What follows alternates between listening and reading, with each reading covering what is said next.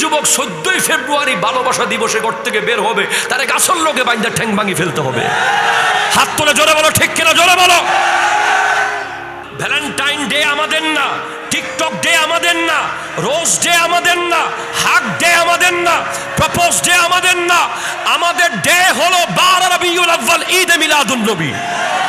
হাত তুলে বলো ঠিক কিনা বলো।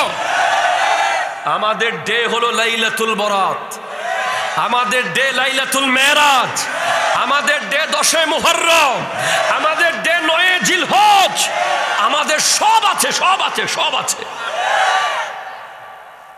ওই বাটপাতদের থেকে নিতে হবে, হবে না। এখন আমাদের করণীয় কি? এখন আমাদের করণীয় হলো তওবা। কি বলেন? কি? আরো জোরে বলেন কি? তওবা, তওবা, তওবা। তওবার বিকল্প আর কিছু নাই। আমাদের অনেক তওবা করতে হবে, অনেক তওবা করতে হবে।